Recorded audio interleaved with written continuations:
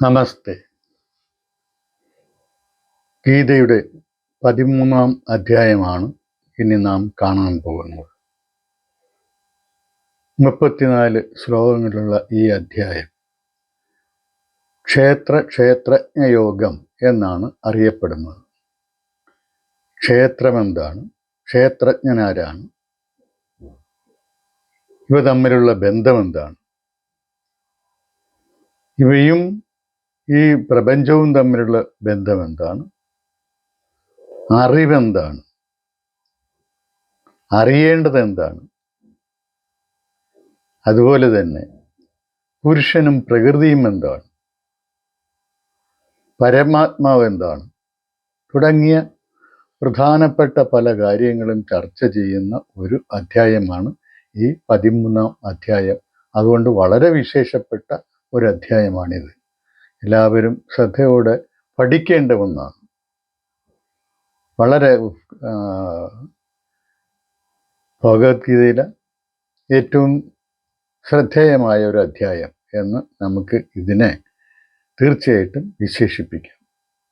അധ്യായം തുടങ്ങുന്നത് തന്നെ ഭഗവാൻ കൃഷ്ണൻ ഇങ്ങനെ പറയുന്നതായിട്ടാണ്: ഈ യുദ്ധം ശരീരം കൗന്ദേയ ക്ഷേത്രമിതി അഭിധീയതേ ഏതദ് യോ വേത്തി തം പ്രാഹു ക്ഷേത്രജ്ഞ ഇതി തദ്വിദഃ. ഈ ശരീരമാണ് ഹേ കൗന്ദേയ ക്ഷേത്രം. ക്ഷേത്രമെന്നാണ് ഈ ശരീരത്തെ അറിയപ്പെടുന്നത്. ഇതം ശരീരം കൗന്ദേയ ക്ഷേത്രമിതി അഭിധീയതേ. ക്ഷേത്രമെന്നറിയപ്പെടുന്നത് ഈ ശരീരമാണ്. ഇനി ക്ഷേത്രജ്ഞനാരാണ്? ഇതിനുള്ളിൽ ഇരുന്ന് അറിയുന്നവനാരോ, അതായത് അറിയുന്ന ഒരു ശക്തി ഇതിനുള്ളിൽ ഉണ്ട്. ക്ഷേത്രജ്ഞൻ എന്നാണ് ആ ശക്തിയുടെ പേര്. ഇതാണ് ആദ്യത്തെ ശ്ലോകത്തിൽ പറയുന്നത്. അപ്പൊ ക്ഷേത്രം എന്താണ്, ക്ഷേത്രജ്ഞൻ എന്താണ്? അപ്പൊ ഈ ക്ഷേത്രം എന്ന് പറഞ്ഞാൽ യുദ്ധ ശരീരം എന്ന് പറഞ്ഞു കഴിഞ്ഞാൽ മനുഷ്യന്റെ ശരീരം മാത്രമല്ല, ഏത് ജീവിയുടെയും ശരീരവും ഏത് വസ്തുവിൻ്റെ ശരീരവും ആവുന്നു. അതിനകത്ത് ഇരുന്ന് അറിയുന്ന ശക്തി. എല്ലാ വസ്തുക്കളിലും ഇങ്ങനെ എല്ലാ വസ്തുക്കളും അറിയുന്നുണ്ടോ? ജീവനില്ലാത്തവ എന്തെങ്കിലും അറിയുന്നുണ്ടോ എന്ന് ചോദിച്ചു കഴിഞ്ഞാൽ ഉണ്ട് എന്നാണ് അർത്ഥം, എന്നാണ് ഉത്തരം. കാരണം ജീവനില്ലാത്തവ എങ്ങനെയാണ് അറിയുന്നത്? ജീവനില്ലാത്തവ പ്രതികരിക്കും അന്തരീക്ഷത്തോട്, ബാഹ്യ ഘടകങ്ങളോട് അത് പ്രതികരിക്കും. അതാണ്. അപ്പം അത് മാത്രമല്ല, അത് അറിയിക്കുകയും ചെയ്യും. തൻ്റെ ക്വാളിറ്റീസ്, തൻ്റെ ഗുണങ്ങൾ എന്താണ്, തൻ്റെ സവിശേഷതകൾ എന്താണ് എന്നുള്ളത് അറിയിക്കുക, അത് പ്രകടിപ്പിക്കുക. അതാണ് ഏത് വസ്തുവായാലും ആ സവിശേഷതകൾ പ്രകടിപ്പിക്കും, ചുറ്റുമുള്ളതിനോട് പ്രതികരിക്കുകയും ചെയ്യും. അതിന് ചുറ്റുമുള്ള സ്വാധീനങ്ങൾക്കനുസരിച്ചാണ് അതിൽ മാറ്റങ്ങൾ സംഭവിക്കുക. അപ്പോൾ തീർച്ചയായിട്ടും അത് അറിയിക്കുകയും ചെയ്യുന്നുണ്ടെന്ന് വേണം പറയാൻ. പക്ഷെ അറിയുക എന്നുള്ള കർത്തവ്യം, അറിയുക എന്നുള്ള പ്രവർത്തനം വളരെ ഏറ്റവും മിനിമമാണ് അതിനകത്ത് നടക്കുന്നത്. അറിയിക്കുക എന്നുള്ളത് മിനിമമാണ്. ഒരേ ഒരു കാര്യമേ അറിയിക്കുകയും ചെയ്യുന്നുള്ളൂ. ഒരു കാര്യം എന്ന് പറഞ്ഞാൽ അറിയുക എന്ന് പറഞ്ഞു കഴിഞ്ഞാൽ സാഹചര്യങ്ങളെ അറിയുക. അതുപോലെ തന്നെ അറിയിക്കുക എന്ന് പറഞ്ഞാൽ തൻ്റെ ക്വാളിറ്റി, തൻ്റെ സവിശേഷത അറിയിക്കുക. ഇത് രണ്ടും മാത്രമേ അതിൽ നടക്കുന്നുള്ളൂ. എന്തായാലും എല്ലാം അറിയിക്കുകയും ചെയ്യുന്നുണ്ട്. അപ്പോൾ അതിനകത്തുമുണ്ട് അറിയുന്നവനായിട്ടുള്ള ഒരു ശക്തി. ആ ശക്തി, അതിനെയാണ് ക്ഷേത്രജ്ഞൻ എന്ന് പറയുന്നത്. ഇനി അടുത്ത ശ്ലോകത്തിൽ തുടർന്ന് ഉടനെ തന്നെ പറയുന്നു: ക്ഷേത്രജ്ഞം ചാപി മാം വിത്തി സർവക്ഷേത്രേഷു ഭാരത ക്ഷേത്രജ്ഞയോർ ജ്ഞാനം യത്തത് ജ്ഞാനം മതം മാർമ. എന്താണ് പറയുന്നത്? ഈ എല്ലാ ക്ഷേത്രങ്ങളിലും ഒരു ക്ഷേത്രജ്ഞനുണ്ടെന്ന് പറഞ്ഞല്ലോ. എല്ലാ ക്ഷേത്രങ്ങളിലും ഇരിക്കുന്ന ആ ക്ഷേത്രജ്ഞൻ ഞാൻ തന്നെയാണ്. ഞാൻ തന്നെ എന്ന് പറഞ്ഞാൽ ആത്മാവാണ്, അഹമാത്മാ. അപ്പൊ അതുകൊണ്ട് ഞാൻ തന്നെയാണ് എല്ലാ ക്ഷേത്രങ്ങളിലും ഇരിക്കുന്ന ക്ഷേത്രജ്ഞൻ. ഇനി ക്ഷേത്രത്തിനെ കുറിച്ചും ക്ഷേത്രജ്ഞനെ കുറിച്ചും അറിയുന്ന അറിവാണ് യഥാർത്ഥത്തിൽ അറിവ് എന്നാണ് എൻ്റെ അഭിപ്രായം എന്ന് പറഞ്ഞുകൊണ്ട് ആദ്യം ക്ഷേത്രത്തെക്കുറിച്ച് അദ്ദേഹം പറയാൻ തുടങ്ങും. എന്താണ് ക്ഷേത്രം? മഹാഭൂതാന്യ അഹങ്കാരം. അതിൽ എന്ത് കോൺസ്റ്റിറ്റ്യുവൻസ് എന്തൊക്കെയാണ്, അതിൻ്റെ ഘടകങ്ങൾ, ക്ഷേത്രത്തിൻ്റെ ഘടകങ്ങൾ എന്താണെന്ന് പറയാം. അപ്പം ഈ പറഞ്ഞതിൽ നിന്ന് ഒരു കാര്യം വ്യക്തമായല്ലോ, ക്ഷേത്രം എന്ന് പറഞ്ഞു കഴിഞ്ഞാൽ ഭൗതികമായ ശരീരമാണ്, ഭൗതിക അസ്തിത്വമാണ്. ക്ഷേത്രജ്ഞൻ എന്ന് പറഞ്ഞാലോ അതിലിരിക്കുന്ന അറിയുന്നവനായ ശക്തി, അറിയുന്ന ശക്തി എന്ന് വെച്ചാൽ ബോധവും അറിവും എല്ലാം അതിനകത്ത് ഉണ്ട്. അതാണ് ക്ഷേത്രജ്ഞൻ എന്ന് പറയുന്നത്. അതാണ് ആത്മാവ്. അറിയുന്ന ശക്തിയാണ്, ബോധമാണ് ആത്മാവ്. ആത്മാവ് അതുമാത്രമല്ല, സത്ത് ചിത്ത് ആനന്ദമാണ്. സത്താണ് എന്ന് വെച്ചാൽ ഉണ്ട് എന്ന്, അത് എല്ലാത്തിനെയും നിലനിർത്തുന്ന ശക്തിയാണ്. അതുപോലെ തന്നെ ചിത്താണ് ബോധം എന്ന് പറഞ്ഞാൽ അറിയുന്നവനും അറിയിക്കുന്നവനുമായ ശക്തി, അതാണ് ചിത്ത്. അതും ആത്മാവാണ്. ആനന്ദം, അതായത് നമ്മുടെ ഈ ദ്വന്ദ്വ അനുഭവങ്ങളുണ്ടല്ലോ, ദ്വന്ദ്വ അനുഭവങ്ങൾക്ക് അതീതമായിട്ടുള്ള ഏകമായ അനുഭവം, അതെന്താണോ അതാണ് ആനന്ദം എന്ന് പറയുന്നത്. നമ്മളിപ്പം ഒരുപാട് കാര്യങ്ങൾ, അതായത് നമുക്ക് ദുഃഖം ഉണ്ടെങ്കിൽ നമ്മൾ സുഖം തിരിച്ചറിയുന്നതിനുള്ളൂ. നമ്മുടെ തിരിച്ചറിവെന്ന് പറയുന്നത് ഒന്ന് വിപരീതമുള്ളപ്പോഴാണ്. ഈ വിപരീതങ്ങളില്ലാത്ത എത്രയോ കാര്യങ്ങൾ വാസ്തവത്തിൽ പ്രപഞ്ചത്തിൽ ഉണ്ടായിരിക്കാം, നമുക്കതൊന്നും അറിഞ്ഞുകൂടാ. ഒരു വിപരീതം കൂടെ വേണം. കുന്നുണ്ടെങ്കിലേ നമ്മൾ കുഴി അറിയുകയുള്ളൂ. അത് വളരെ സുസ്ഥിരമായിട്ടുള്ള ഒന്നുണ്ടെങ്കിലേ ചലിക്കുന്ന ഒന്നിനെ കുറിച്ച് നമ്മൾ അറിയുള്ളൂ. കാരണം ചലനം നമ്മൾ എപ്പോഴും അറിയുന്നത് പറഞ്ഞാൽ ഒരു ചലിക്കാത്തൊരു വസ്തുവിനെ ആസ്വദിച്ചാണ്. അപ്പം എല്ലാം ദ്വന്ദ്വമായിട്ടാണ് ഈ ഭൗതിക പ്രപഞ്ചത്തിൽ നിൽക്കുന്നത്. അതിനപ്പുറം ഒരു ഏകമായിട്ടുള്ള ഒരു സ്വഭാവം ഉണ്ട് ഓരോ കാര്യത്തിനും. അതിനെക്കുറിച്ച് നമുക്ക് അറിവില്ല. ആ ഏകത്വം, അതിനാണ് ആനന്ദം. ഇപ്പം സുഖം, ദുഃഖം, അതുപോലെ സന്താപം, സന്തോഷം, ഇതിനെല്ലാം കൂടെ ഇതെല്ലാം ഒരു നെഗറ്റീവും പോസിറ്റീവായിട്ട് എടുക്കും. ഇതെല്ലാം കൂടെ സുഖവും ദുഃഖവും തമ്മിൽ യോജിച്ചു കഴിഞ്ഞാൽ, തുല്യമായിട്ടുള്ള ഒരു അളവിൽ യോജിച്ചു കഴിഞ്ഞാൽ എന്തായിരിക്കും കിട്ടുക? അങ്ങനെ വരുന്നതാണ് അതിൻ്റെ ഏകമായ അനുഭവം. ആ ഏകമായ അനുഭവമാണ് ആനന്ദം. അതൊക്കെ ഞാൻ പല ആവൃത്തി പറഞ്ഞിട്ടുള്ളതാണ്. അപ്പം ഇതാണ് മഹാഭൂതാനി അഹങ്കാരോ. ഈ ക്ഷേത്രത്തെ ഏതെല്ലാം കൊണ്ടാണ് ഉണ്ടാക്കിയിരിക്കുന്നത് നമുക്കറിയാം. ഞാൻ പറഞ്ഞു, അതായത് ഇത് ഭൗതിക അസ്തിത്വമാണ് ക്ഷേത്രം എന്ന് പറയുന്നത്. അത് എന്ത് കൊണ്ടാണ് ഉണ്ടാക്കിയിരിക്കുന്നത്? മഹാഭൂതാനി പഞ്ചമഹാഭൂതങ്ങൾ, ആകാശം, വായു, അഗ്നി, ജലം, ഭൂമി, അങ്ങനെ പഞ്ചമഹാഭൂതങ്ങളാണ്. ഈ പഞ്ചമഹാഭൂതങ്ങളെ അറിയാൻ നമുക്ക് 5 ജ്ഞാനേന്ദ്രിയങ്ങളുണ്ട്. 5 ഈ 5 ഭൂതങ്ങളുള്ളത് കൊണ്ടാണ് നമുക്ക് അവയെ അറിയാൻ 5 ഇന്ദ്രിയങ്ങൾ നമുക്ക് ലഭിച്ചിട്ടുള്ളത്, നമുക്കുള്ളത്. പിന്നെ ഈ മഹാഭൂതാനി, അതിൻ്റെ കൂടെ എന്ത് ചെയ്യണം? മഹാഭൂതാനി അഹങ്കാരോ ബുദ്ധിരവ്യക്തമേവച ഇന്ദ്രിയാണി ദശൈകം ച പഞ്ചചേന്ദ്രിയ ഗോചരാഹ. അതായത് മഹാഭൂതൻ, പിന്നെ അഹങ്കാരം എന്ന് പറഞ്ഞു കഴിഞ്ഞാൽ നമ്മളുടെ അറിയാമല്ലോ, നമ്മളുടെ അന്ധകരണങ്ങളിലൊന്നാണ് അഹങ്കാരം. അഹങ്കാരം, ബുദ്ധി, മനസ്സ്, ചിത്തം, ഇത്രയാണ് നമ്മുടെ ഉള്ളിലിരുന്ന് പ്രവൃത്തി ചെയ്യുന്ന കർമ്മ മണ്ഡലം, ചോദന എന്ന് പറയുന്നത്. അതെന്തൊക്കെയാണ്? ബുദ്ധിയുണ്ട്, മനസ്സുണ്ട്, അതുപോലെ തന്നെ ചിത്തമുണ്ട്, അഹങ്കാരമുണ്ട്. അതിൽ ഒരെണ്ണമാണ് ഇപ്പം പറഞ്ഞ മഹാഭൂതങ്ങളുടെ കൂടെ അഹങ്കാരം ചേർന്ന് അതായത് 4 അന്ധകരണങ്ങളും ചേരുന്നു. 4 അന്ധകരണങ്ങൾ ഏതൊക്കെയാണ്? അഹങ്കാരം പറഞ്ഞു, ബുദ്ധിയുണ്ട്, അവ്യക്തം എന്ന് പറഞ്ഞു കഴിഞ്ഞാൽ അവ്യക്തം ഇവിടെ സൂചിപ്പിക്കുന്നത് ചിത്തത്തെ തന്നെയാണ്. കാരണം എന്ന് പറഞ്ഞാൽ അത് ചിത്തത്തിലുള്ള അറിവുകളുടെ അടിസ്ഥാനത്തിലാണ് ഈ ഭൗതിക ക്ഷേത്രം വിവിധ രൂപങ്ങളിൽ പ്രകടിതമാകുന്നത്.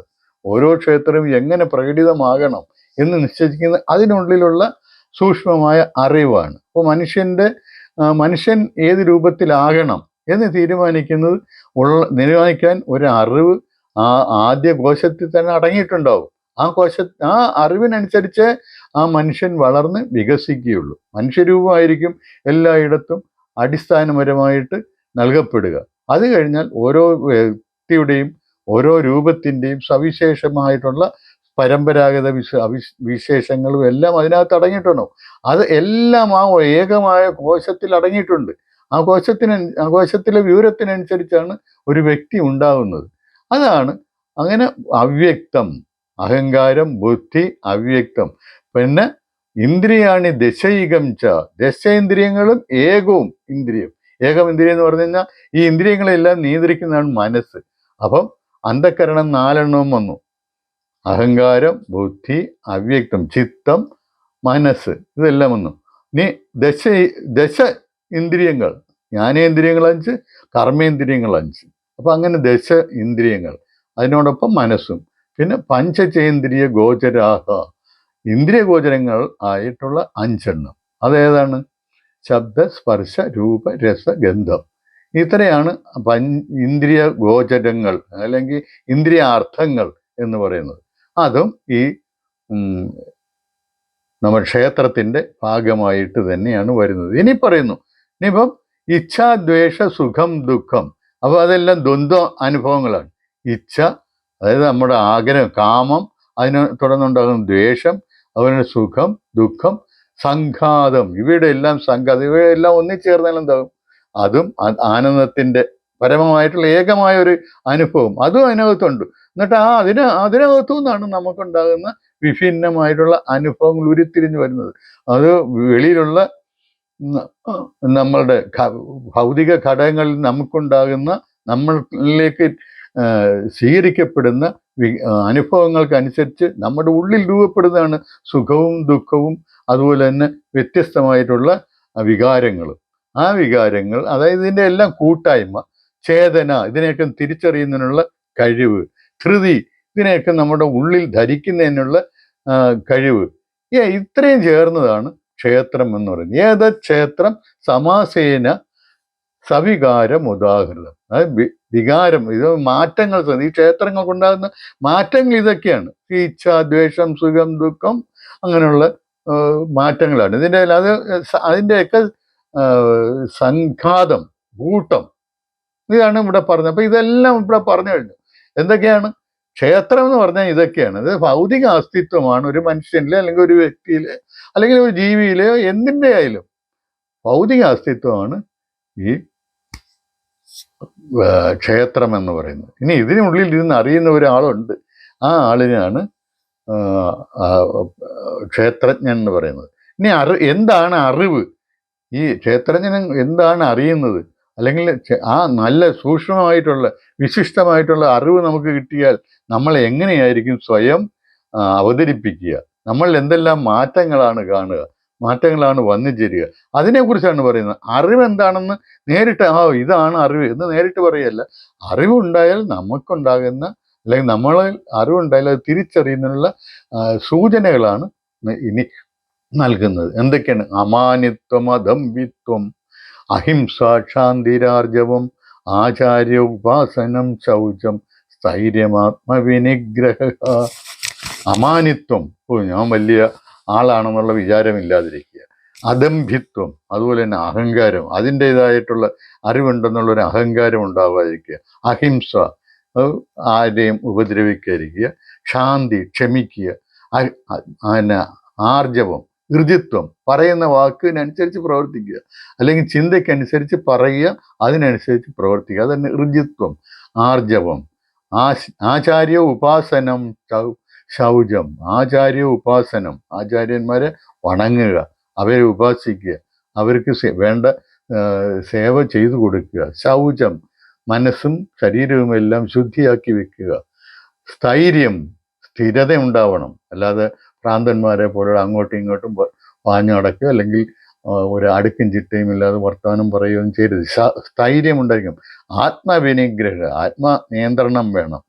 ഇങ്ങനെയുള്ള ഗുണങ്ങളാണ് നമുക്ക് അറിവുണ്ടായത്, ജ്ഞാനം കിട്ടിക്കഴിഞ്ഞാൽ നമ്മളിൽ ഉണ്ടാവുക. ഇനിയുമുണ്ട് ഇന്ദ്രിയാർത്ഥേഷു വൈരാഗ്യം. ഇന്ദ്രിയാർത്ഥങ്ങളിൽ, അതായത് ഭൗതിക ഭോഗങ്ങളോടുള്ള വൈരാഗ്യം, നമുക്ക് താല്പര്യമില്ലായ്മ. ഇന്ദ്രിയാർത്ഥേഷു വൈരാഗ്യം. ഇന്ദ്രിയാർത്ഥങ്ങൾ ശബ്ദസ്പർശ രൂപരസഗന്ധം, ഇതാണ് ഇന്ദ്രിയാർത്ഥങ്ങൾ. ഇവയുടെ പുറവിന് നമ്മൾ പോകാതിരിക്കുക. നല്ലൊരു ശബ്ദം കേട്ടാൽ അതിൽ തന്നെ ഇങ്ങനെ നിൽക്കുക, അങ്ങനെയല്ല. നമ്മൾക്കൊരു ഒരു നിശ്ചിതമായിട്ടുള്ള ഒരു ലക്ഷ്യമുണ്ട്, അല്ലെങ്കിൽ നിശ്ചിതമായിട്ടുള്ള ചില തീരുമാനങ്ങളുണ്ട്. അതനുസരിച്ച് മുന്നോട്ട് പോവുക. ഈ വേറെ ശബ്ദങ്ങളോ സ്പർശങ്ങളോ ഒന്നും നമ്മളെ സ്വാധീനിക്കാതിരിക്കുക, അതിൻ്റെ സ്വാധീനത്തിൽ പെടാതിരിക്കുക. അതാണ് ഇന്ദ്രിയാർത്ഥേഷു വൈരാഗ്യം. അനഹങ്കാരേവച, അനഹങ്കാരേവച, ഓ എല്ലാം എന്നാലാണ് ചെയ്യപ്പെടുന്നത്, ഞാനില്ലെങ്കിൽ ഈ ലോകം നശിക്കും എന്നുള്ള അങ്ങനെയുള്ള വിചാരങ്ങളൊന്നും പാടില്ല.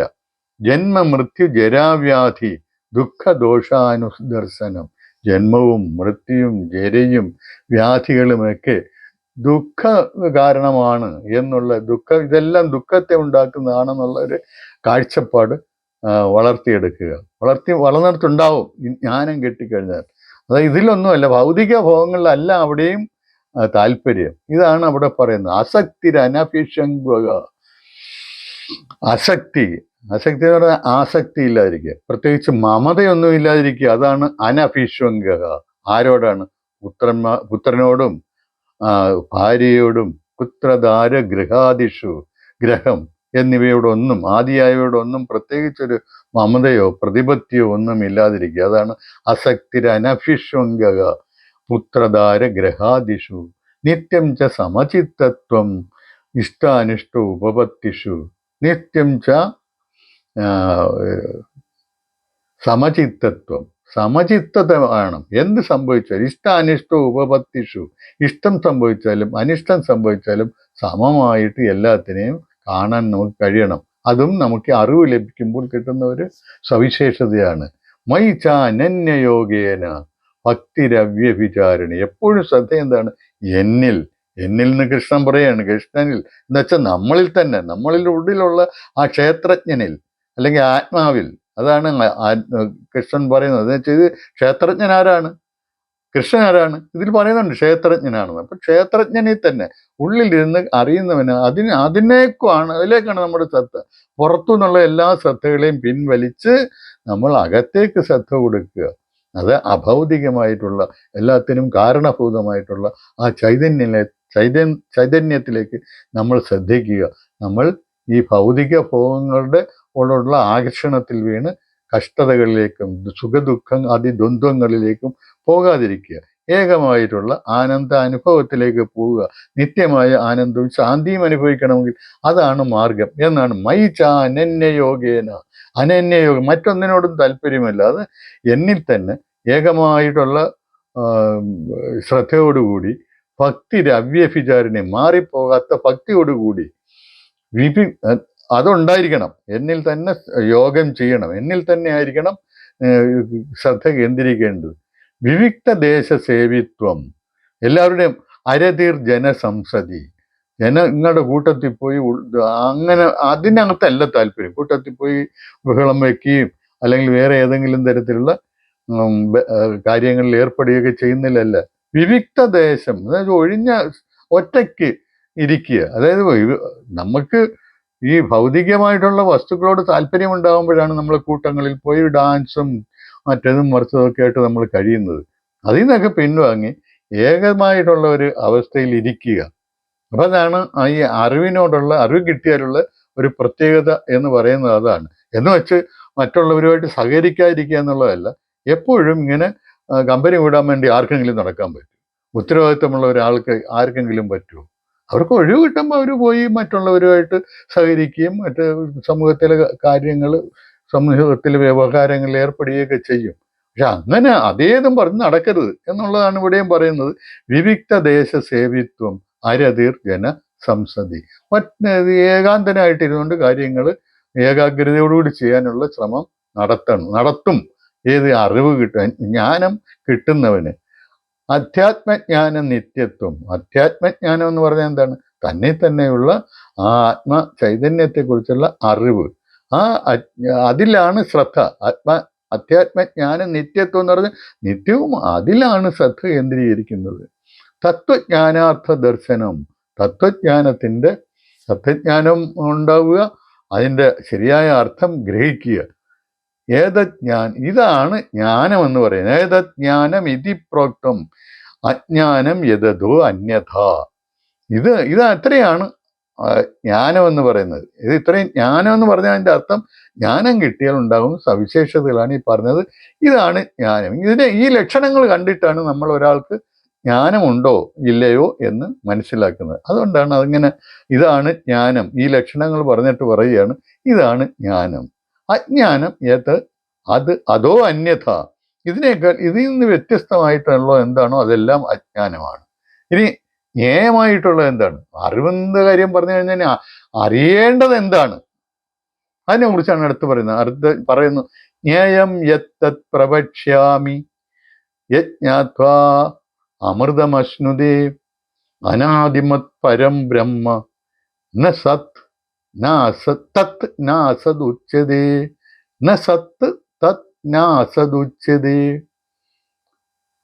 ജ്ഞേയം യത്തത് പ്രവക്ഷ്യാമി യജ്ഞാത്വാമൃതമശ്നുതേ അനാദിമത് പരം ബ്രഹ്മ ന സത് തത് നാസദുച്യതേ.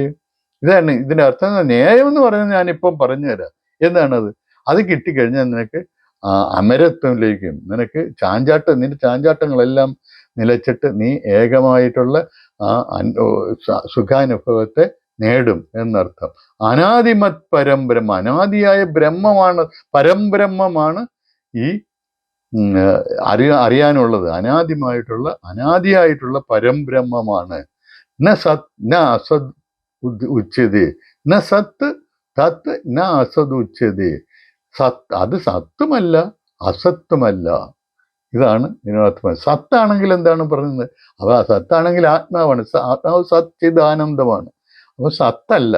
എന്നാൽ അസത്താണോ? അസത്താണെന്നും പറയാൻ പറ്റത്തില്ല. കാരണം എന്ന് പറഞ്ഞു ഇത് ഉണ്ടല്ലോ, ഒരു സാധനം ഉണ്ട്, അത് എന്നും ആ രീതിയിൽ നിലനിൽക്കത്തില്ലെന്നുള്ളത് മാത്രമേ ഉള്ളൂ. അപ്പൊ സത്തിനാൽ നിലനിർത്തപ്പെടുന്ന അസത്താണ് ഈ ബ്രഹ്മം. അത് പ്രകൃതിയും പുരുഷനും തമ്മിൽ ചേർന്നതാണ് ബ്രഹ്മം എന്ന് പറയുന്നത്.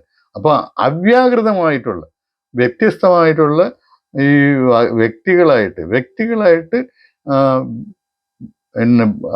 ആവിഷ്കൃതമായിട്ടില്ലാത്ത അവസ്ഥയിലാണ് പരംബ്രഹ്മം എന്ന് പറയുന്നത്. ബ്രഹ്മം എന്ന് പറഞ്ഞാൽ എല്ലാം ബ്രഹ്മം തന്നെയാണ്. അതും പിന്നെ തത്വമസി അഹം ബ്രഹ്മാസ്മി എന്ന് പറയുന്നില്ല, ഓരോരുത്തരും ബ്രഹ്മം തന്നെയാണ്. പക്ഷെ പരംബ്രഹ്മം എന്ന് പറഞ്ഞു കഴിഞ്ഞാൽ എന്താണ്? ഇതിനെല്ലാം അതീതമായിട്ട് ഈ കാര്യങ്ങളെല്ലാം എവിടെ നിന്ന് വന്നോ അതാണ് പരംബ്രഹ്മം എന്ന് വെച്ചാൽ അവ്യാകൃതമായിട്ടുള്ള, അതായത് വ്യക്തികളായിട്ട് ആവിഷ്കൃതമല്ലാത്ത ഒറിജിനലായിട്ടുള്ള അവസ്ഥയിൽ എന്താണ്, അതാണ് പരംബ്രഹ്മ എന്ന് പറയുന്നത്. ഇതെല്ലാം കൂടെ ചേർന്ന ബ്രഹ്മം എന്ന് നമുക്ക് ചുരുക്കത്തിൽ പറയാം. എല്ലാം കൂടെ ചേർന്ന് കഴിഞ്ഞാൽ അവിടെ വ്യക്തിരൂപങ്ങളില്ല, അവ്യാകൃതമാണെല്ലാം. അതാണ് പരബ്രഹ്മം എന്ന് നമ്മൾ പറയുന്ന സാധനം. അത് തന്നെയാണ്. അതിനെക്കുറിച്ചാണ് നമ്മൾ മനസ്സിലാക്കേണ്ടത്. അതാണ് മനസ്സിലാക്കാനുള്ളത്. അപ്പൊ അതെങ്ങനെയൊക്കെയാണ് അത് നമ്മൾ പ്രപഞ്ചത്തിൽ നിലനിൽക്കുന്നത് എങ്ങനെയാണ്, പ്രപഞ്ചമായിട്ട് അത് പ്രത്യക്ഷപ്പെടുന്നത് എങ്ങനെയാണ്? സർവത പാണിപാദം, എല്ലായിടത്തും കൈകളും കാലുകളും ഉള്ളതാണ്. ഇതെല്ലാം കൂടെ ചേർന്നാണ് പരംബ്രഹ്മം എന്ന് പറയുന്നത്. സർവത പാണിപാദം തത് സർവതോ അക്ഷി ശിരോമുഖം, എല്ലായിടത്തും അക്ഷികളുണ്ട്, ശിരസ്സുണ്ട്, വായുകളുണ്ട്. സർവത ശ്രുതിമത് ലോകേ, എല്ലായിടത്തും കാതുകളുണ്ട്. സർവമാവൃത്യ തിഷ്ഠതി, അത് എല്ലാത്തിനെയും തന്നിൽ ഉൾപ്പെട്ടുകൊണ്ട് എല്ലാം അതിൽ അടങ്ങിയിരിക്കും.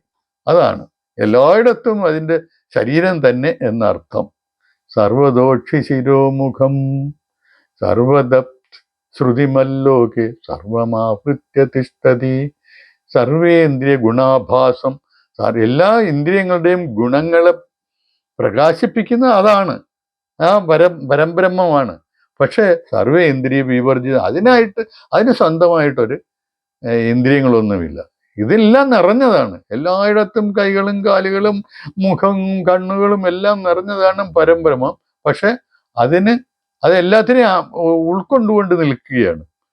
അത് സർവ്വ ഇന്ദ്രിയങ്ങളെയും പ്രകാശിപ്പിക്കുന്ന അതാണ്, പ്രവർത്തിപ്പിക്കുന്ന അതാണ്. പക്ഷെ അതിന് സ്വന്തമായിട്ട് ഇന്ദ്രിയങ്ങളില്ല. അസക്തം സർവവിച്ചൈവ, ഇതിനെയെല്ലാം തന്നിൽ വെച്ചുകൊണ്ടിരിക്കുന്നതെങ്കിലും പിടിച്ചുകൊണ്ടിരിക്കുന്നെങ്കിലും വഹിക്കുന്നുവെങ്കിലും അസക്തമാണ്. കാരണം എന്ന് പറഞ്ഞാൽ അതിനൊന്നിലും പ്രത്യേകിച്ച് താല്പര്യമൊന്നും ഇല്ല.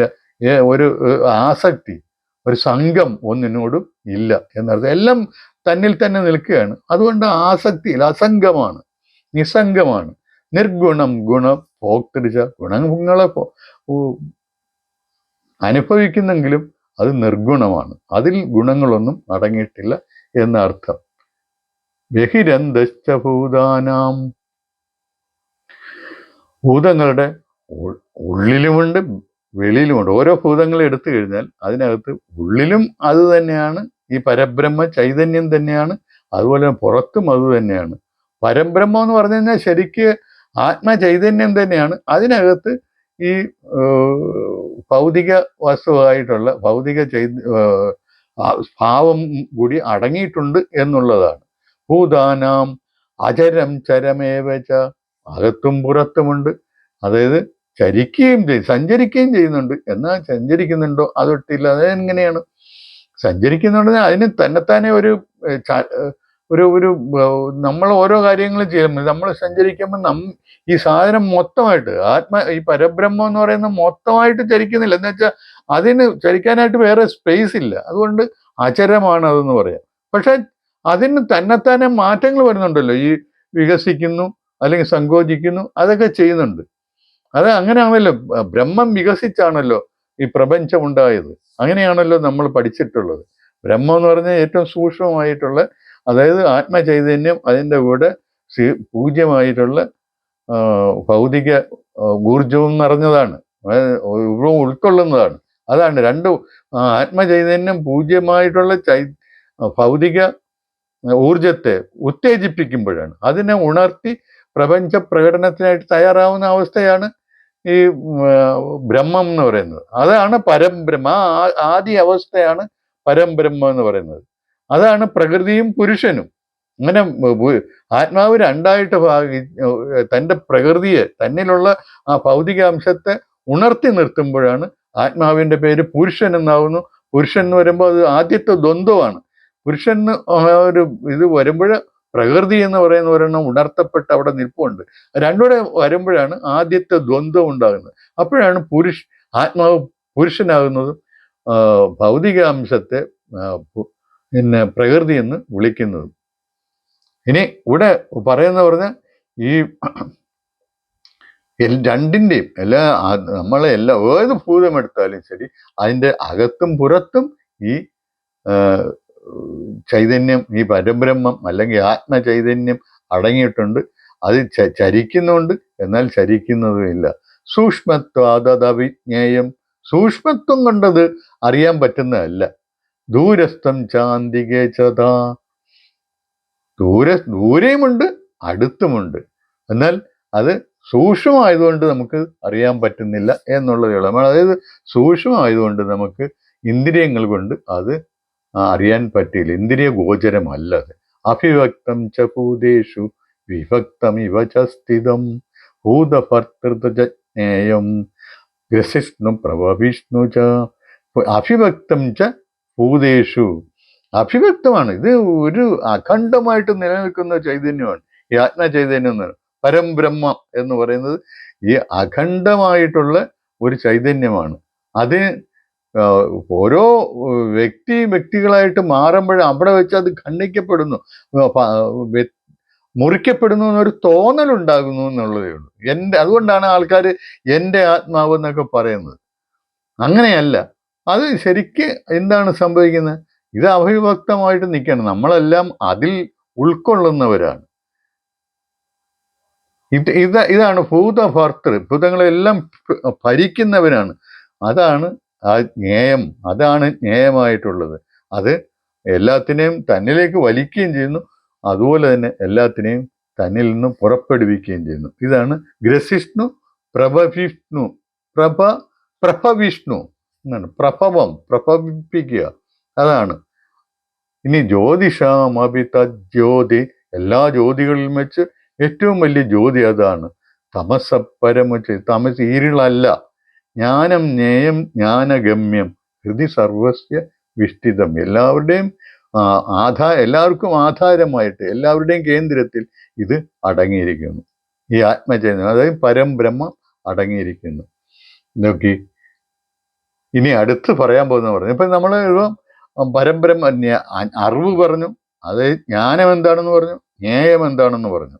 ഇനി ക്ഷേത്രം എന്താണെന്ന് ആദ്യം പറഞ്ഞു, ക്ഷേത്രജ്ഞൻ എന്താണെന്നും പറഞ്ഞു. ഇനി പറയാണ് പ്രകൃതിയും പുരുഷനും. പ്രകൃതിയും പുരുഷൻ എന്ന് പറഞ്ഞു കഴിഞ്ഞാൽ പ്രകൃതി എന്ന് പറഞ്ഞ ക്ഷേത്രം തന്നെയാണ്. അതിന്റെ വേറൊരു പേരാണ്. നമ്മൾ അത് പ്രത്യേകം മനസ്സിലാക്കി വെക്കുക. പ്രകൃതി എന്ന് പറയുന്നത് തന്നെയാണ് ക്ഷേത്രം, പുരുഷൻ എന്ന് പറയുന്നത് തന്നെയാണ് ക്ഷേത്രജ്ഞൻ, അല്ല ആത്മാവ്. ഇതെല്ലാം ക്ഷേത്രജ്ഞൻ, ആത്മാവ്, പുരുഷൻ, പരംബ്രഹ്മം. ഏറ്റവും ഇതിന് ബ്രഹ്മത്തിനും അപ്പുറത്തുള്ള പരം, അല്ലെങ്കിൽ ബ്രഹ്മത്തിന്റെ പരമായിട്ടുള്ള അവസ്ഥ, അല്ലെങ്കിൽ ബ്രഹ്മത്തിൽ അക്ഷരമായിട്ടുള്ള എന്താണോ അതാണ് ആത്മാവ്. അക്ഷരബ്രഹ്മം എന്ന് നമ്മൾ 8ാം അധ്യായത്തിൽ പഠിച്ചിട്ടുള്ളത് അതാണ്. ഇനി പറയുന്നത് പ്രകൃതിയും പുരുഷനെയും പറ്റിയാണ്, പ്രകൃതിയെയും പുരുഷനെയും പറ്റിയാണ് പറയുന്നു. പ്രകൃതിം പുരുഷം ചെയ്വ വിദ്യ അനാദി ഉഫാവ് അപ്പി, ഉഫൗ അപ്പി അനാദി. ഏതാണ്? പ്രകൃതിയും പുരുഷൻ രണ്ടും അനാദിയാണ്. വികാരാംശ ഗുണാംശ ചെയ്വ വിധി പ്രകൃതി സംഭവാൻ. വികാര മാറ്റങ്ങളൊക്കെ ഉണ്ടാകുന്നത്, അതുപോലെ തന്നെ ഗുണങ്ങൾ ഉണ്ടാകുന്നത് പ്രകൃതിയിൽ നിന്നാണ്, അല്ലാതെ പുരുഷനിൽ നിന്നല്ല എന്നാണ് ഇവിടെ ആദ്യമായിട്ട്, അതായത് 13-19 ശ്ലോകത്തിലാണ് ഇത് പറയുന്നത്. പ്രകൃതിയും പുരുഷൻ ചെയ്വ വിധി അനാദി ഉഫാവപി. ഉഫൗ അപി ചേരുമ്പോഴാണ് ഉഫാവപി എന്ന് സന്ധി ഉണ്ടാവുന്നത്. വികാരാംശ ഗുണാംശ ചെയ്വ വിധി പ്രകൃതി സംഭവാൻ. വികാരങ്ങളും ഗുണങ്ങളും ഉണ്ടാകുന്നത് പ്രകൃതിയിൽ നിന്നാണ്. കാര്യകാരണകർത്തൃത്വത്തെ ഹേതു പ്രകൃതി രുച്യതേ. വികാരങ്ങൾ ഉണ്ടാകുന്ന ആ കാര്യത്തിൽ നിന്നായിരിക്കുമല്ലോ തീർച്ചയായിട്ടും കാര്യകരണകർത്തൃത്വേ. ഒരു കർമ്മം ചെയ്യുന്നതിനുള്ള കാരണങ്ങൾ ഉണ്ടാകുന്നത് അവിടെയാണ്. ചെയ്യപ്പെടുന്നതും ആ ഏജൻസിയാണ് അതിനെ കാരണം. അതായത് പ്രകൃതിയാണ് ഈ കർമ്മങ്ങൾക്ക് കാരണം എന്നാണ് ഇവിടെ പറയുന്നത്. കാര്യകരണകർത്തൃത്വേ. കർമ്മങ്ങളും കർത്താവും ആകുന്നതും എല്ലാം, അതിനെല്ലാം കാരണം പ്രകൃതിയാണ്. കാര്യകരണകർത്തൃത്വേ ഹേതു പ്രകൃതി രുച്യത. എന്തുകൊണ്ടാണ്?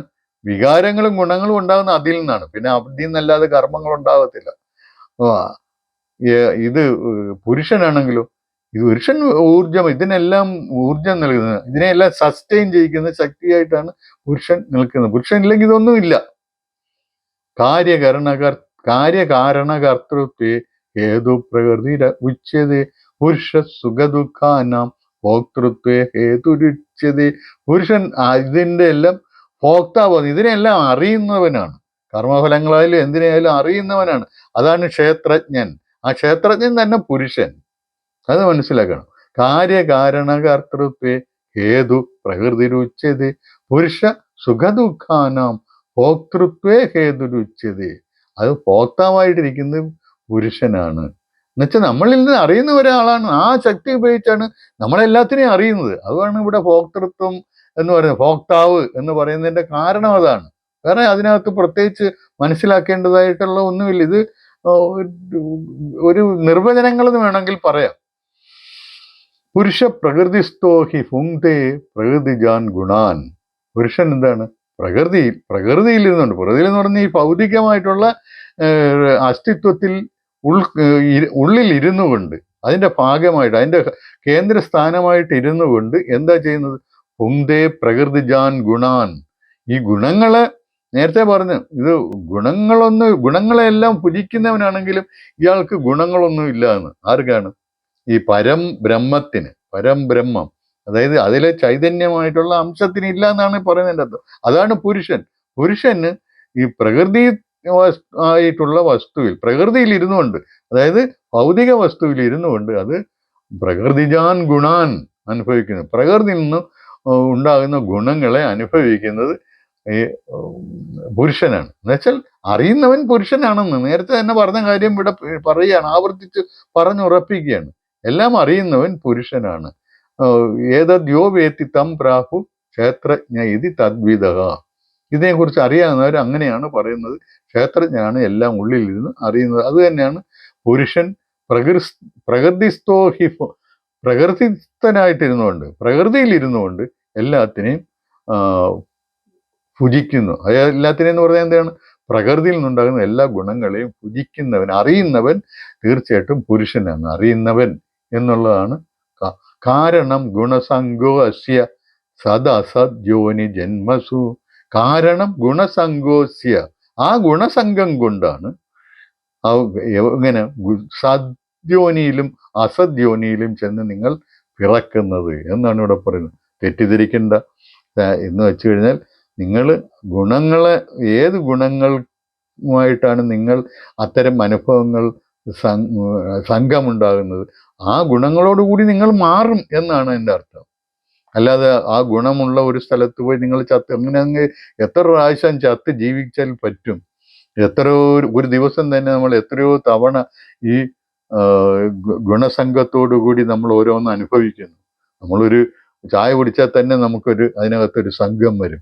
ഇത് നല്ല ടേസ്റ്റുള്ള ചായയാണ്, ഇതിൻ്റെ കടുപ്പം കൊള്ളാം, ഇതിൻ്റെ ഗന്ധം കൊള്ളാം എന്നൊക്കെ നമ്മൾ പറയും. എന്നാ പിന്നെ അതിനനുസരിച്ച് നമ്മൾ ഇനി പുതിയ ഒരു ജന്മം എടുക്കുമോ? ഇല്ല, അങ്ങനെയല്ല. നമ്മൾ അതിനനുസരിച്ചുള്ള ഒരു ആസ്വാദ്യതയുള്ള ഒരു രൂപത്തിലേക്ക്, ഒരു സ്വഭാവത്തിലേക്ക് നമ്മൾ മാറും. അതാണ് പിന്നെ നമുക്ക് ആസ്വാദ്യതയുള്ളത് അതാണെന്നുള്ള ഒരു സ്ഥിരമായിട്ടുള്ള ഒരു വികാരം വരും. നമ്മൾ അങ്ങനെ ആയിത്തീരും എന്നുള്ളതേ ഉള്ളൂ. സദ് അസദ്യോനിയം ജന്മസു എന്ന് പറഞ്ഞു കഴിഞ്ഞാൽ അങ്ങനെയാണ് അർത്ഥം. അല്ലാതെ വെറുതെ ഇത് മരിച്ചു കഴിഞ്ഞാൽ ഇങ്ങനെ ഓരോ എല്ലാ കാര്യങ്ങളും നമ്മൾ ഒരേ ഗുണമല്ല പ്രവർത്തിക്കുന്നത്. ത്രിഗുണങ്ങളുണ്ടെങ്കിൽ എല്ലാ കാര്യങ്ങളും ഒരേ ഗുണമല്ല പ്രവർത്തിക്കുന്നത്. നമ്മളിലുണ്ടാകുന്ന, നമുക്ക് വെളിയിൽ നിന്നുണ്ടാകുന്ന അനുഭവങ്ങൾക്ക് അനുസരിച്ച് നമ്മളുടെ ഏറ്റവും പ്രകടിതമായിട്ടുള്ള, ഏറ്റവും ശക്തമായിട്ട് നിൽക്കുന്ന ഗുണങ്ങളാണ് ഓരോ സന്ദർഭത്തിലും അവിടെ നമ്മുടെ അനുഭവങ്ങളിൽ പ്രയോഗിക്കപ്പെടുന്നത്. നമുക്കിപ്പം നമ്മൾ ഏതെങ്കിലും ഒരു ദുഃഖാനുഭവത്തിൽ പങ്കുചേർന്നുകൊണ്ടിരിക്കുകയാണെങ്കിൽ തീർച്ചയായിട്ടും അവിടെ നമുക്ക് മറ്റനുഭവങ്ങൾ ഉണ്ടാകുന്നത് നമ്മൾ ശ്രദ്ധിക്കത്തതില്ല. നമ്മളെപ്പോഴും ആ ദുഃഖമായിട്ടുള്ള കാര്യങ്ങളിലാണ് നമ്മുടെ ശ്രദ്ധ ചെല്ലുന്നത്. അപ്പൊ അതുകൊണ്ട് നമ്മൾ അത് കഴിഞ്ഞാൽ പിന്നെ നമ്മൾ ദുഃഖിതരായിട്ടിരിക്കും എന്നാണ്. അല്ല, തൽക്കാലത്തേക്ക് നമ്മൾ ദുഃഖിതൻ തന്നെയാണ്. അതാണ് നമ്മുടെ അപ്പോഴത്തെ ജന്മം. അതിനുശേഷം നമ്മൾ വേറെ ജന്മങ്ങളിലേക്ക് മാറി. ഇതിനകത്തുനിന്ന് വരുമ്പോഴത്തേക്ക് നമ്മൾ വേറെ ഇവിടെ ഈ അനുഭവങ്ങൾ മാറുമ്പോഴത്തേക്ക് നമ്മൾ അവിടെ ദുഃഖിതൻ എന്നുള്ളത് മരിച്ചിട്ട് നമ്മൾ വേറൊരാളായിട്ട് അടുത്ത ഒരു ഉത്സവ സ്ഥലത്ത് പോകും, നമ്മൾ സന്തോഷത്തോടെ ഇരിക്കുകയും ചെയ്യും. അങ്ങനെ അന്നേരം നമ്മൾ വേറെ ഒരു ജന്മമായി. അപ്പൊ അങ്ങനെ ഒരു അനന്തമായിട്ടുള്ള ജന്മങ്ങളോട് കൂടിയവരാണ് നമ്മളെല്ലാവരും എന്ന് വേണം നമ്മൾ അതിനകത്തുനിന്ന് മനസ്സിലാക്കാൻ. പിന്നെ പറയുന്നു, അത് പറയും ഉപദ്രഷ്ട. അപ്പൊ ഇതിനകത്ത് ഈ പ്രകൃതിയിൽ ഇരുന്നുകൊണ്ട് ഇതിനെല്ലാം ഗുണങ്ങളെ അനുഭവിക്കുന്നു, അതിനനുസരിച്ച് നമുക്ക് ഓരോരോ ജന്മങ്ങൾ ഉണ്ടാവുന്നു എന്ന് പറഞ്ഞു കഴിഞ്ഞല്ലോ. ഇനി അത് പറയണേ, ഈ അടുത്തിരുന്ന് സാക്ഷിയായിട്ടിരുന്ന് നമ്മള് ഇങ്ങനെ പ്രചോദകനായിട്ടിരിക്കുന്ന ഈ മഹേശ്വരൻ, ഉപദ്രഷ്ട, പുരുഷനാണല്ലോ ഇതെല്ലാം ചെയ്യുന്നത്. ഉപദ്രഷ്ട അനുമന്താച്ച ഭർത്താഭോക്ത മഹേശ്വര. നമ്മളെ ഭരിക്കുന്നവനും നമ്മൾക്ക് ഊർജം നൽകുന്നവനും അതുപോലെ തന്നെ സാക്ഷിയായിട്ടുള്ളവൻ, സർവത്തിനും സാക്ഷിയായിട്ടുള്ളവൻ ആ പുരുഷനല്ല കർമ്മം ചെയ്യുന്നത്. നേരത്തെ പറഞ്ഞു, കർമ്മങ്ങൾ ഉണ്ടാകുന്നതിന് കാരണം പ്രകൃതിയാണ്. അപ്പൊ ഇതിനെല്ലാം സാക്ഷിയായിട്ടിരിക്കും, അതിനെല്ലാം വേണ്ട ഊർജം നൽകുകയും അറിയാനും അറിയിക്കാനുമുള്ള ഊർജം നൽകുന്നതെല്ലാം പുരുഷനാണ്. അത് ഉള്ളിലിരുന്നുകൊണ്ട് ഇതൊക്കെ അറിയുകയും ഇതൊക്കെ പിന്നെ ആസ്വദിക്കുകയും ചെയ്യുന്ന മഹേശ്വരനായിട്ടുള്ള ആൾ പരമാത്മാവ് തന്നെയാണ്. പരമാത്മാവെന്നും കൂടി അറിയപ്പെടുന്ന ഈ മഹേശ്വരൻ ദേഹേയസ്മിൻ പുരുഷപര, ഈ ദേഹത്തിലുള്ള പുരുഷനാണ്. അതായത് ഓരോ ദേഹത്തിലും ഇരിക്കുന്ന പുരുഷൻ എന്ന് പറയുന്നത് മഹേശ്വരനാണ്, പരമാത്മാവാണ്, എല്ലാത്തിനും സാക്ഷിയായിട്ടിരിക്കുന്നവനാണ്, എല്ലാത്തിനുമുള്ള ഊർജം നൽകുന്നവനാണ്, എല്ലാത്തിനെയും ഭരിക്കുന്നവനാണ്, എല്ലാ അനുഭവങ്ങളുടെയും ഭോക്താവായിട്ട്, എല്ലാ അനുഭവങ്ങളെയും അറിയുന്നവനായിട്ടിരിക്കുന്നവനാണ്. അവൻ ഈ ദ്വന്ദ്വത്തിലെ ശ്രേഷ്ഠനായിട്ടുള്ളവൻ അവനാണ്. അത് എത്രയാണ്? 13:22 അത് പറയുന്നത്. ഉപദ്രഷ്ട അനുമന്ത ച ഭർത്താ ഭോക്ത മഹേശ്വര പരമാത്മേതി ചാഭിയുക്തോ. പരമാത്മാവെന്നും അറിയപ്പെടുന്ന ആൾ, പരമാത്മേതി ച അഭിയുക്തോ, ദേഹേദ് അസ്മിൻ പുരുഷ പര. ഈ ദേഹത്തില് പുരുഷൻ എന്ന് പറയുന്നത് ഈ പരമാത്മാവാണ്, അതുപോലെ പരമഹേശ്വരനുമാണ്. അതാണ് എല്ലാത്തിനും ഊർജം നൽകുന്നവൻ, അത് എല്ലാവരും എല്ലാത്തിനും സാക്ഷിയായിട്ടിരിക്കുന്നവൻ, എല്ലാം അനുഭവിക്കുന്നവൻ, അതായത് എല്ലാം അറിയുന്നവൻ, എല്ലാത്തിനെയും ഭരിക്കുന്നവനാണ്. ഇത് വളരെ ഇമ്പോർട്ടൻ്റ് ആയിട്ടുള്ള ഒരു ശ്ലോകമാണ്. എന്ന് വെച്ചാൽ പുരുഷൻ തന്നെ ആണ് ആത്മാവ്, അതാണ് പരമാത്മാവ്. എന്താണ് ഇവിടെ പറയുന്നത്? ഞാൻ പല ആവർത്തി പറഞ്ഞിട്ടുള്ളതാണ്, ഈ പ്രകൃതി പുരുഷ ദ്വന്ദ്ങ്ങളിൽ പുരുഷൻ എന്ന് പറഞ്ഞ ആത്മാവ് തന്നെയാണ്. അത് ഇവിടെ കൃത്യമായിട്ട് ഗീതയിൽ പറഞ്ഞിരിക്കുകയാണ്. അത് നമ്മൾ ശ്രദ്ധിക്കണം. 13:22 യ ഏവം വേത്തി പുരുഷം പ്രകൃതിം ച ഗുണൈ സഹ സർവദാ വർത്തമാനോഭി ന സ ഭൂയോഭിജായതേ. ഇപ്പൊ എന്താ പറയുന്നത്? ഈ പുരുഷനെയും പ്രകൃതിയെ, ഗുണങ്ങൾ സഹിതമുള്ള പ്രകൃതിയെയും പുരുഷനെയും ഇപ്രകാരം ആരറിയുന്നുവോ, അയാൾ ഏത് പ്രവൃത്തിയിൽ ഏർപ്പെട്ടാലും ശരി, അയാൾക്ക് ഇനി വീണ്ടും അയാൾ ജനിക്കുന്നില്ല എന്ന് പറഞ്ഞു കഴിഞ്ഞാൽ അയാൾ അമരത്വത്തെ പ്രാപിച്ചു. അമരത്വത്തെ പ്രാപിക്കാൻ അയാൾക്ക് പിന്നെ ദ്വന്ദ്വത്വത്തിന് അയാൾ കീഴടങ്ങുന്നില്ല എന്നർത്ഥം. അയാൾ അറിയേണ്ടതെല്ലാം അറിഞ്ഞു കഴിഞ്ഞു, അയാൾ പരമമായ ഒരു ജ്ഞാനത്തിൽ എത്തിക്കഴിഞ്ഞു. അപ്പൊ അയാൾക്ക് പിന്നെ അങ്ങോട്ടും ഇങ്ങോട്ടുമുള്ള പോക്കും വരവും ഒന്നുമില്ല. അയാൾക്ക് അമരത്വത്തിൽ അയാൾ എത്തിക്കഴിഞ്ഞു. അതായത് 2:15 നമ്മൾ കേട്ടിട്ടുള്ളതാണ്, ദ്വന്ദ്വാനുഭവങ്ങൾ ഇല്ലാത്തവൻ എങ്ങനെയാണ് അമരത്വത്തെ പ്രാപിക്കും. എന്താണ് ശ്ലോകം? 2:15 ശ്ലോകം എന്ന് പറഞ്ഞു കഴിഞ്ഞാൽ യം ഹിന വ്യഥയന്ത്യേതി പുരുഷം പുരുഷർഷവ സമദുഃഖ സുഖം തീരം സ്വമൃതത്വായ കൽപ്പതേ. അപ്പൊ അങ്ങനെ ഈ പുരുഷനെയും പ്രകൃതിയെയും കുറിച്ച് ഇത്ര കൃത്യമായിട്ടുള്ള അറിവ് കിട്ടുന്നവൻ, അവൻ തീർച്ചയായിട്ടും പിന്നൊരു ജന്മം അവനുണ്ടാകുന്നില്ല. എന്ന് പറഞ്ഞാൽ അവൻ അമരത്വത്തെ പ്രാപിക്കുന്നു. അതായത് അവന് പിന്നെ ദ്വന്ദ്വ അനുഭവങ്ങളിൽ അവൻ വീണു പോകുന്നില്ല എന്നർത്ഥം. ധ്യാനേനാത്മനി പശ്യന്തി കേചിത് ആത്മാനമാത്മനാ അന്യേ സാഖ്യേന യോഗേന കർമ്മയോഗേന ചാപരേ.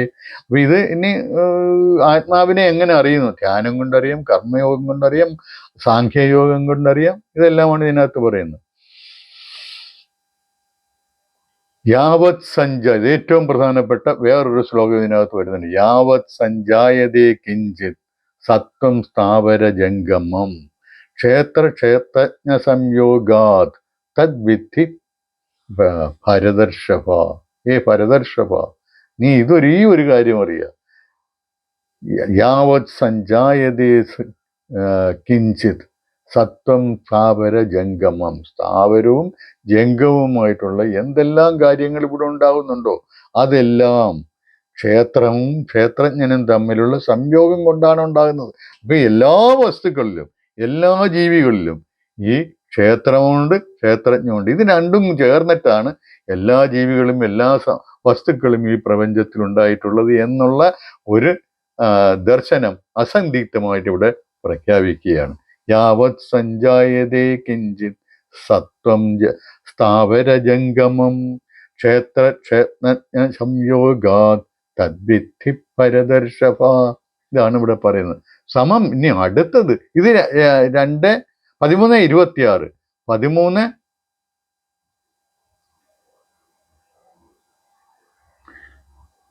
13:27 പറയാണ്. സമം സർവേഷു ഭൂതേഷു തിഷ്ടന്തം പരമേശ്വരം വിനശ്യത്സു അവിനശ്യന്തം യഃ പശ്യതി സ പശ്യതി. സമം ആയിട്ടാണ് സർവേഷു ഭൂതേഷു, എല്ലാ ഭൂതങ്ങളിലും സമമായിട്ടാണ് പരമേശ്വരൻ നിൽക്കുന്നത്. ഈ ആത്മചൈതന്യം എല്ലാ വസ്തുക്കളിലും എല്ലാ ക്ഷേത്രങ്ങളിലും സമമായിട്ടാണ്. അതിന് ഏറ്റക്കുറച്ചിലൊന്നുമില്ല. ഇയാൾക്ക് പ്രത്യേകം ഇയാൾക്ക് ഈശ്വരൻ ഉണ്ട് എന്ന് അങ്ങനെയൊന്നുമില്ല. ഈശ്വരൻ എല്ലാ വസ്തുക്കളിലും ഒരേപോലെയാണ് നിലനിൽക്കുന്നത്. പക്ഷെ പിന്നെന്താണ് വ്യത്യാസം? വ്യത്യാസം എന്ന് പറഞ്ഞാൽ ഈ ഭൗതിക ശരീരത്തിന്റെ വ്യത്യാസമാണ്. നമ്മളിപ്പോൾ സൂര്യപ്രകാശത്തെ ഒരു ട്രാൻസ്പെറൻ്റ് ആയിട്ടുള്ള പേപ്പർ വെച്ച് മറയ്ക്കുകയാണ്, അല്ലെങ്കിൽ അതിന് ചുറ്റും ഒരു ലാമ്പ് കത്തിച്ച് വെച്ചിട്ട് നമ്മൾ അതിന് ചുറ്റും ഒരു ട്രാൻസ്പെറൻ്റ് ആയിട്ടുള്ള ഒരു ഗ്ലാസ് വെച്ചാൽ പ്രകാശം അതേപോലെ തന്നെ വെളിയിലേക്ക് പോകും. ഒരു കളേർഡ് ഗ്ലാസ് വെച്ചാലോ, ഒരു കളേർഡ് ഗ്ലാസ് വെച്ച് കഴിഞ്ഞാൽ തീർച്ചയായിട്ടും ആ കളേർഡ് പ്രകാശമായിരിക്കും വെളിയിലേക്ക് തടസ്സപ്പെടും, പ്രകാശത്തിൻ്റെ ഫ്ലോ തടസ്സപ്പെടും. അപ്പൊ അതുപോലെയാണ് അവിടെ ലൈറ്റ് ഒന്ന് തന്നെയാണ്, ആത്മചൈതന്യം ഒന്ന് തന്നെയാണ്. പക്ഷെ ശരീരമാകുന്ന ഈ മറ കൊണ്ടാണ് എല്ലാം വ്യത്യസ്തമായിട്ടുള്ള അനുഭവങ്ങൾ, പല പല ശരീരങ്ങളിൽ വ്യത്യസ്തമായിട്ടുള്ള അനുഭവങ്ങൾ ഉണ്ടാകുന്നത്. അവയിൽ നിന്ന് വ്യത്യസ്തമായിട്ടുള്ള പ്രതികരണങ്ങൾ നമുക്ക് ലഭിക്കുന്നത്. അതാണ് നമ്മൾ മനസ്സിലാക്കേണ്ടത്. അപ്പൊ ഈശ്വര ചൈതന്യം എന്ന് പറഞ്ഞാൽ എല്ലാവരിലും ഒരുപോലെയാണ്. അവരവരുടെ ശരീരത്തിന്റെ കുഴപ്പമാണ് എല്ലാ കുഴപ്പങ്ങൾക്കും കാരണം. പ്രകൃതിയാ തന്നെയാണ് എല്ലാ കർമ്മങ്ങളും പ്രകൃതി കൊണ്ടാണ്. അത് നേരത്തെ പറഞ്ഞപ്പോൾ ഒന്നുകൂടെ ആവർത്തിച്ചൂടെ പറയുന്നുണ്ട്. അനാദിത്വാത് നിർഗുണത്വാത് പരമാത്മായമവ്യയ ശരീരസ്ഥോപി കൗന്ദേയ ന കരോതി നിലപ്യതേ. അതാണ് വേറൊരെണ്ണം. എന്ന് വെച്ചാൽ ആത്മാവ് ഒന്നിനാലും ലിപ്യതേ എന്ന് വെച്ചാൽ അത് ഒന്നും അതിനെ ഒരു എന്താണ് ലേപനം ചെയ്യുന്നില്ല, അല്ലെങ്കിൽ ഒന്നും അതിനെ ബാധിക്കുന്നില്ല, അതിൽ ഒരു അഴുക്കും പറ്റില്ല എന്നർത്ഥം. അപ്പൊ അത് എന്തുകൊണ്ടാണ്? അനാദിമത്വാത്, അനാദി ആയതുകൊണ്ടും അതുപോലെ നിർഗുണമായതുകൊണ്ടും അവ്യയമായതുകൊണ്ടും അത് ശരീരത്തിലിരുന്നാൽ പോലും ശരീരത്തിലുള്ള നമ്മളുടെ പ്രവൃത്തികൾ കൊണ്ടോ നമ്മളുടെ ഏതെങ്കിലും സ്വഭാവം കൊണ്ടോ ഒന്നും അത് ലേപനം ചെയ്യുമ്പോൾ അത് അവിടെ രേഖപ്പെടുത്തത്തില്ല. അതായത് ആത്മാവിൽ ഒന്നും രേഖപ്പെടുത്തുന്നില്ല, ആത്മാവ് എന്തുകൊണ്ടും കളങ്കപ്പെടുന്നില്ല. അപ്പൊ കളങ്കപ്പെടാത്ത ഒരെണ്ണം നമ്മൾ ഇപ്പം ബോഡി പോയിട്ട് നമ്മൾ ആത്മാവ് അങ്ങോട്ട് സഞ്ചരിച്ച് ഇങ്ങോട്ട് സഞ്ചരിച്ച് വേറെ അടുത്ത് പോയി. അപ്പൊ ഈ സാധനങ്ങളെല്ലാം നമ്മളുടെ സ്വഭാവങ്ങളോ അല്ലെങ്കിൽ നമ്മൾ ചെയ്ത കർമ്മത്തിന്റെ അക്കൗണ്ട് വെക്കാനായിട്ടാണോ പോകുന്നത്? പോകാൻ പറ്റത്തില്ല. അതാണ് ഇവിടെ പറയുന്നത്. ഇന്ന ലിപ്യത, അതൊന്നും അവിടെ രേഖപ്പെടുത്തിയിട്ടില്ല. പിന്നെ എങ്ങനെ പോയാലെന്ന്, അതായത് ആത്മാവെന്ന് പറയുന്നത് നിഷ്കളങ്കമാണ്. അതിനകത്ത് യാതൊന്നിനും കളങ്കപ്പെടുത്താൻ പറ്റുകയില്ല. ഒന്നുകൂടെ പറയുന്നു, അത് 31 ഇത് ഇനി പറയാൻ പോകുന്നത് 32. യഥാ സർവഗതം സൗഷ്മ്യനാഥ് ആകാശം നോ ഉപലിപ്യതേ. എല്ലായിടത്തും വ്യാപിച്ചു നിൽക്കുന്ന ആകാശം ഒന്നിനാലും ബാധിക്കപ്പെടാത്തതുപോലെ, ഒന്നിനാലും കളങ്കപ്പെടാത്തതുപോലെ സർവത്ര അവസ്ഥിതോ ദേഹി, ഈ എല്ലാ ദേവങ്ങളിലും അവസ്ഥിതനായിട്ടുണ്ടെങ്കിലും, എല്ലാ ദേഹങ്ങളിലും സന്നിഹിതനായിട്ടുണ്ടെങ്കിലും, അല്ലെങ്കിൽ എല്ലാ ദേഹങ്ങളിലും നിറഞ്ഞു നിൽക്കുന്നവനാണെങ്കിലും ആത്മാവും അതുപോലെ തന്നെ ന ഉപലിപ്യതേ, അത് ഒരു തരത്തിൽ ഒന്നിനാലും അത് ലേപനം ചെയ്യപ്പെടുന്നില്ല. അല്ലെങ്കിൽ അതായത് ഒന്നും അതിൽ ലേപനം ചെയ്യാൻ പറ്റില്ല. ഒന്നും അതിൽ ഒരു കളങ്കവും അതിൽ വരുത്താൻ ആർക്കും ഒന്നിനും പറ്റില്ല എന്നർത്ഥം. യഥാ പ്രകാശയതിയേക കൃഷ്ണം ലോകം ഇമം രവി ക്ഷേത്രം ക്ഷേത്രീ തഥാ കൃഷ്ണം പ്രകാശയതി ഭാരത. ഈ ഒരു സൂര്യൻ ലോകം മുഴുവൻ പ്രകാശിപ്പിക്കുന്നത് പോലെ എല്ലാ ക്ഷേത്രങ്ങളെയും ക്ഷേത്രജ്ഞൻ പ്രകാശിപ്പിക്കുന്നു. ഒരേ ക്ഷേത്രജ്ഞൻ തന്നെയാണ് പ്രകാശിപ്പിക്കുന്നത്. ഇത്തരത്തിൽ ക്ഷേത്രത്തെക്കുറിച്ചും ക്ഷേത്രജ്ഞനെക്കുറിച്ചും അറിയുന്നവൻ പരമമായിട്ടുള്ള സ്ഥാനത്തെ പ്രാപിക്കും എന്ന് പറഞ്ഞുകൊണ്ട് 34 ശ്ലോകങ്ങളുള്ള ഈ 13-ാം അധ്യായം അവസാനിക്കുകയാണ്. വളരെ ശ്രദ്ധാപൂർവം പഠിക്കേണ്ട ഒരു അധ്യായമാണിത്. ഇതിനകത്ത് കാരണം എന്ന് പറഞ്ഞാൽ ഇതിനകത്ത് ഒരുപാട് ഒരു പദാവലിയുണ്ട്. ആ പദാവലിയുടെ പദങ്ങളുടെ എല്ലാം അർത്ഥം അതിനകത്ത് കൃത്യമായിട്ട് നിർവചിക്കപ്പെട്ടിട്ടുണ്ട്. അതാണ് ഇതിൻ്റെ പ്രാധാന്യം. നമ്മൾ അധ്യാത്മ പഠനത്തിൽ ഉപയോഗിക്കുന്ന ഒരുപാട് പദങ്ങൾ ഇതിനകത്ത് പറഞ്ഞിട്ട് അത് ഇന്നതൊക്കെയാണെന്ന് എണ്ണി പറയുകയാണ്. അതെല്ലാവരും മനസ്സിലാക്കണം. എന്ന് വെച്ചാൽ ഈ പദങ്ങളൊക്കെ നമ്മൾ അർത്ഥമറിയാതെ എല്ലായിടത്തും കൊണ്ടുവന്ന് പ്രയോഗിക്കാറുണ്ട്. അങ്ങനെ ആകെ കൺഫ്യൂഷൻ ഉണ്ടാക്കുന്ന ആൾക്കാരാണ് ഈ പൊതുവെ ഇതിനെക്കുറിച്ച് പറഞ്ഞ് പഠിപ്പിച്ചുകൊണ്ടിരിക്കുന്നത്. അത് മാറി നമുക്ക് വ്യക്തതയാർന്ന്. അപ്പൊ നമ്മൾ ഈ ഒരു നിയമമോ അതുപോലുള്ള എന്തെങ്കിലും ഉണ്ടാക്കുമ്പോൾ ഓരോ വാക്കും ഡിഫൈൻ ചെയ്യണം, എങ്കിലേ അതിലെ പ്രൊവിഷൻസ് നമുക്ക് മനസ്സിലാക്കാൻ പറ്റുള്ളൂ. അതുപോലെയാണ് നമ്മൾ അധ്യാത്മജ്ഞാനത്തെക്കുറിച്ച് പറയാൻ തുടങ്ങുമ്പോൾ അതിലെ ഓരോ വാക്കും എന്തിനെ പ്രതിദാനം ചെയ്യുന്നു എന്നുള്ള കൃത്യമായ അറിവുണ്ടെങ്കിലേ നമുക്ക് അതിനെക്കുറിച്ച് ഒരാൾ പറയുന്നതിനെക്കുറിച്ച് ശരിയായ ധാരണ ഉണ്ടാകാൻ പറ്റുകയുള്ളൂ. അപ്പൊ അതുകൊണ്ട് നമ്മൾ ഇത് മനസ്സിലാക്കും. നമ്മൾ ഒരു കാര്യം പറയുമ്പോൾ ഇതിൻ്റെ അടിസ്ഥാനത്തിൽ വേണം നമ്മൾ മനസ്സിലാക്കാൻ. അതിന് നമ്മൾ ഇത് 13-ാം അധ്യായം കൃത്യമായിട്ട് 34 ശ്ലോകങ്ങളാണുള്ളത്. കൃത്യമായിട്ട് നല്ലവണ്ണം പഠിക്കുക. ഇതിനുള്ള ഒരു പുസ്തകം, ഇതിൻ്റെ ഒരു ഈ ഭഗവത്ഗീതയെക്കുറിച്ച് ഈ ശാസ്ത്രീയമായിട്ടുള്ള അതിനെ വിശകലനം ചെയ്തുകൊണ്ട് അതിൽ അടങ്ങിയിട്ടുള്ള തത്വങ്ങളെ ശാസ്ത്രീയ യുക്തിയിൽ പ്രസൻറ്റ് ചെയ്തുകൊണ്ട് ഞാനൊരു പുസ്തകം എഴുതിയിട്ടുണ്ട്. പല ആവർത്തി ഞാൻ പറഞ്ഞിട്ടുണ്ട്. അതിൻ്റെ ലിങ്ക് ഞാൻ ഈ വീഡിയോയുടെ അടിയിൽ അതിൻ്റെ കമൻറ്റ് ബോക്സിൽ പിൻ ചെയ്യുന്നുണ്ട്. അത് താല്പര്യമുണ്ടെങ്കിൽ ആ പുസ്തകം വാങ്ങിച്ച് വിശദമായിട്ട് പഠിക്കാം. ഒരുപാട് വലിയ പുസ്തകമൊന്നുമല്ല, 400 രൂപയോളം കൊടുക്കാമെങ്കിൽ പുസ്തകം കിട്ടും ഇപ്പോൾ. ഇതാണ്, നിങ്ങൾ താല്പര്യമുള്ളവർ വാങ്ങിച്ച് പഠിക്കുക, ബാക്കിയുള്ളവർ ഇത് വീണ്ടും വീണ്ടും കേട്ട് പഠിക്കുക.